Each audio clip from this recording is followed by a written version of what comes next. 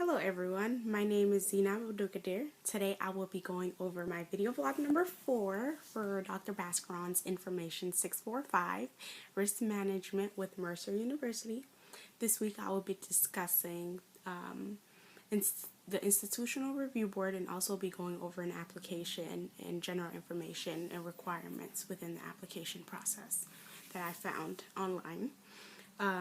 IRB is basically the Institutional Review Board.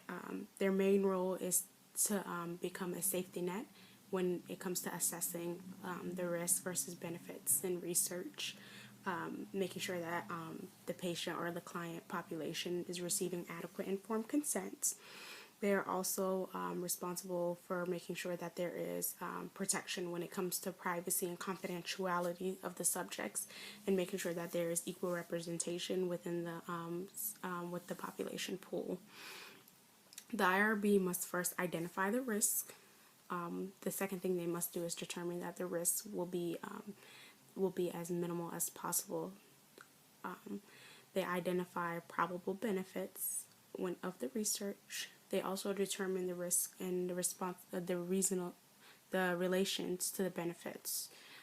They must ensure that the subjects are provided accurate and fair description of the risks and any discomforts that may come along with the research. They are also to make sure that their population or clients or subject group must be aware that this is a voluntarily experienced. So it's all by volunteer base, so they can accept or reject any participation at any time within the research, and that IRB must also review the necessary components when it comes to accurately monitoring and collecting the data as well. So I found this really cool application on Google for Boise University. It's BOISE, and it basically go over the IRB application process. So within this process, this is a research academia, and the process comes first. It's a very extensive process, and it comes with an application in the beginning. So I will briefly go over the application and the different aspects that they require when submitting an IRB application.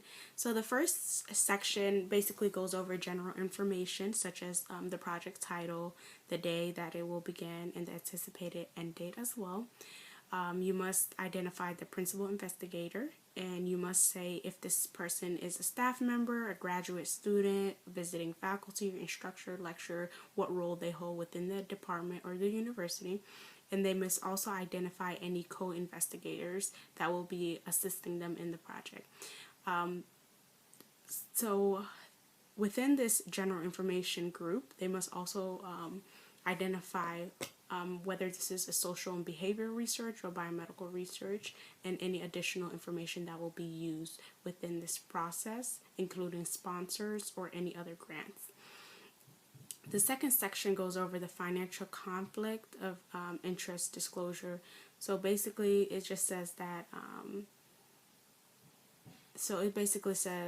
do any investigators or research team have any relationship or interest with the institution or sponsor related to this research that might present or appear to present a conflict of interest with regarding the outcome of the research. That is trying to eliminate bias. Then it will also go over signatures, agreements, acknowledgement, making sure that you know, making sure that everyone is aware of what's going on, reviewing the categories like clinical studies, how will you do the collection of data, what other things are required, are you going to continue, is this a continuing of another research, the purpose of the research, the patient population, the participants who will be participating, and what characteristics must they hold in order to be a participant, how will they recruit it, and the informed consent, whether it will be flyers, whether it be educational pamphlets or cover letters or even emails, whether will it be web-based or so on. And then it just goes on saying what is the data collection method, whether it would be a questionnaire, observation, interviews, photography, videotaping. What are the procedures that may go along with it, whether it be an MRI, x-rays, collecting BMIs, or other invasive procedures such as collecting blood with a finger stick, and then identifying participants' privacy during the collection procedure, identifying confidentiality in data, making sure that informed consents are really informed consents, the risks versus benefits when it comes to the participation group, and any problems or adverse effects they may occur within this process. Thank you.